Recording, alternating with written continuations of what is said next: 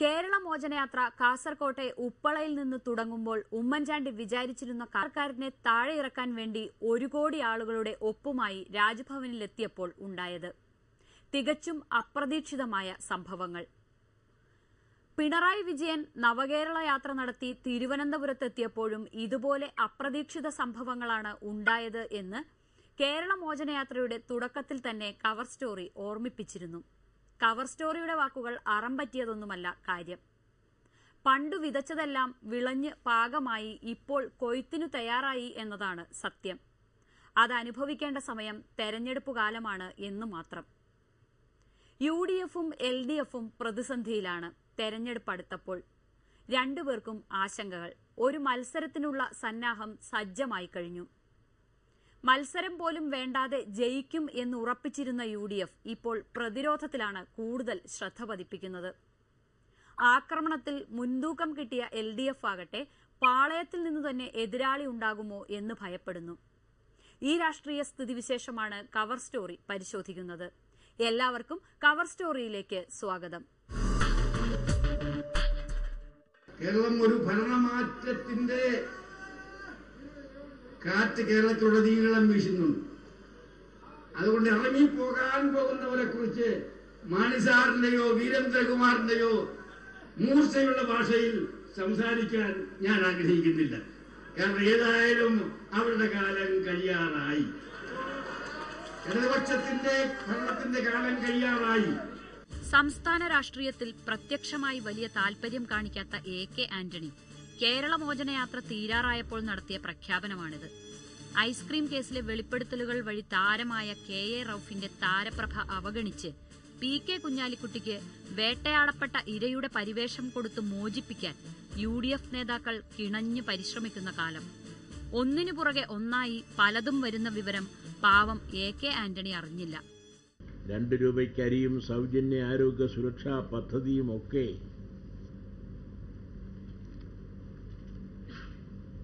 ഒഴിവാക്കുന്നതിനുള്ള മോചനയാത്രയാണോ പ്രതിപക്ഷ നേതാവിൻ്റേത്? വാസ്തവത്തിൽ ഉമ്മൻചാണ്ടി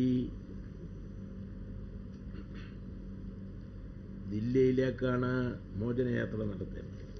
കാസർഗോഡ് നിന്ന് ഉമ്മൻചാണ്ടിയുടെ യാത്ര തുടങ്ങിയപ്പോൾ കവർ സ്റ്റോറിയും പ്രവചിച്ചിരുന്നു ഇവിടെ എന്തെങ്കിലുമൊക്കെ നടക്കും എന്ന്. ഓരോ ജില്ലയായി മോചിപ്പിച്ച് ഉമ്മൻചാണ്ടി വന്നപ്പോഴേക്കും പുല്ലുമേടും ന്യൂമോണിയയും ഐസ്ക്രീമും പിള്ളയും ജേക്കബും ഒടുവിൽ TH മുസ്തഫയും എല്ലാം കൂടി മോചനയാത്രയുടെ ലക്ഷ്യങ്ങളിൽ നിന്ന് ഉമ്മൻചാണ്ടിയെ തന്നെ മോചിപ്പിച്ചു. കവർ സ്റ്റോറി പോലും ഇത്രയും പ്രതീക്ഷിച്ചില്ല. കാസർഗോഡ് നിന്ന് ഇത്രടം എത്തിച്ചേരാൻ ഉമ്മൻചാണ്ടി സഹിച്ച ത്യാഗമോ ഘടകകക്ഷികളുടെ പിണക്കം മാറ്റാൻ നടത്തിയ തന്ത്രമോ ജനം കണ്ടില്ല. കണ്ടത് ആരോപണ ശരങ്ങൾ ഏറ്റുപിടയുന്ന UDF നേതാക്കളെ കോരിയെടുത്ത് മോചിപ്പിക്കാൻ ശ്രമിക്കുന്ന ഉമ്മൻചാണ്ടിയെ. ഇത് കഴിഞ്ഞിട്ട് വേണമല്ലോ കേരള ജനതയെ മോചിപ്പിക്കാൻ.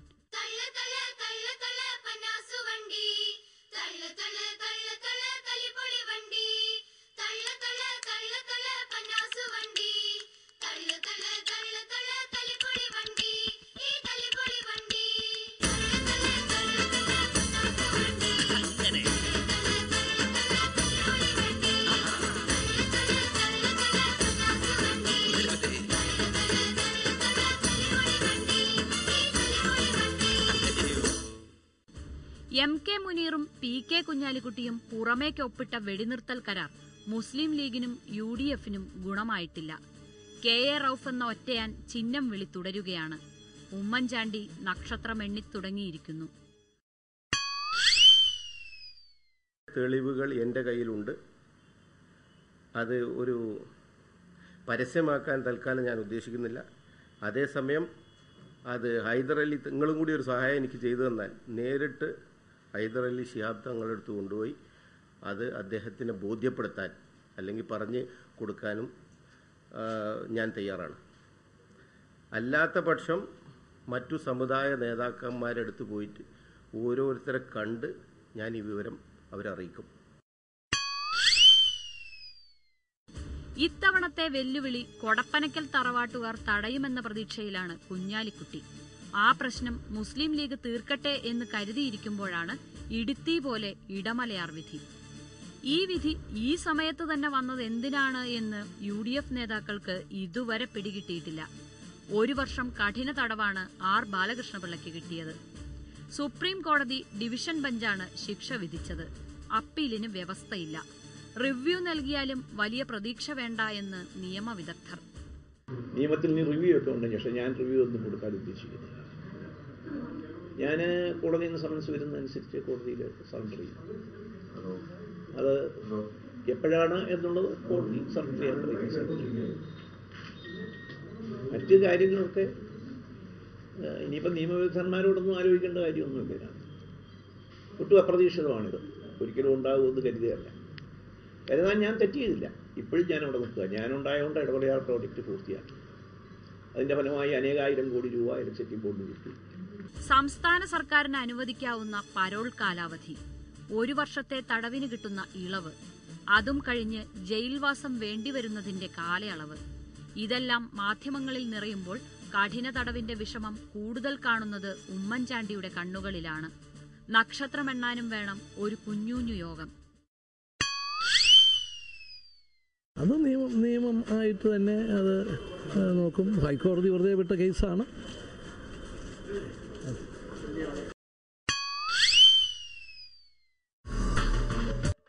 തെരഞ്ഞെടുപ്പ് പ്രഖ്യാപനം ഈ മാസം വരും. കാസർഗോഡ് നിന്ന് തിരുവനന്തപുരത്തെത്തുമ്പോൾ ഒരു മുഖ്യമന്ത്രിയുടെ പ്രതിച്ഛായ വേണം. നിവേദനങ്ങൾ സ്വീകരിക്കുമ്പോൾ അധികാരത്തിന്റെ ഛായ വേണം. വകുപ്പുകൾ ഏതൊക്കെ വിഭജിച്ച് നൽകണം എന്ന മനക്കണക്ക്, സീറ്റു വിഭജനം തീർക്കേണ്ടതിന്റെ നൂലാമാലകൾ എന്തെല്ലാമായിരുന്നു ഉമ്മൻചാണ്ടിയുടെ മനസ്സിൽ. എല്ലാം കള്ളമില്ലാത്ത പിള്ള മനസ്സുവഴി തകർന്നുപോയോ? ഇനി എങ്ങനെയെല്ലാം സ്വരുക്കൂട്ടാം എന്ന് ചിന്തിച്ചു തുടങ്ങിയതേയുള്ളൂ. ദാ വരുന്നു സുപ്രീം കോടതി വക കുരിയാർകുറ്റി ഉത്തരവ്. മൂലത്തറ ഡാം നിർമ്മിതിയുടെ ക്രമക്കേടുമായി ബന്ധപ്പെട്ട കേസിൽ TM ജേക്കബിനെ പ്രതിസ്ഥാനത്തുനിന്ന് ഒഴിവാക്കാൻ ആധാരമാക്കിയ പുനഃപരിശോധനാ റിപ്പോർട്ട് ആവശ്യപ്പെട്ടിരിക്കുകയാണ് കോടതി. ഏതു സമയത്താണോ ആ വാൾ തലയിൽ വീഴുക? വീണ്ടും ഉമ്മൻചാണ്ടി നക്ഷത്രമെണ്ണി. பல்லாக்கு வாங்க போனேன் ஊர்வலம் போக, நான் பாதியிலே திரும்பி வந்தேன் தனிமரமாக.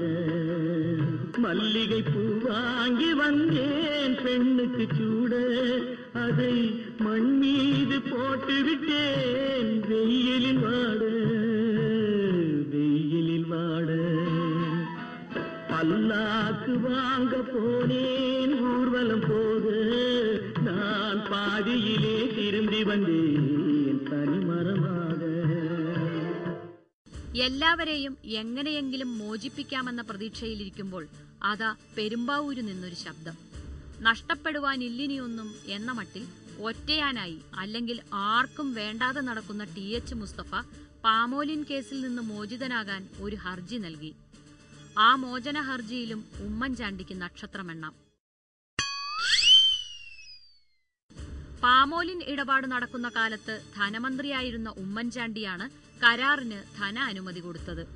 ആ ഉമ്മൻചാണ്ടിയെ ഒഴിവാക്കിയ ന്യായം കൊണ്ട് പൊതുവിതരണ മന്ത്രിയായിരുന്ന തന്നെയും ഒഴിവാക്കണം എന്നാണ് മുസ്തഫയുടെ ആവശ്യം.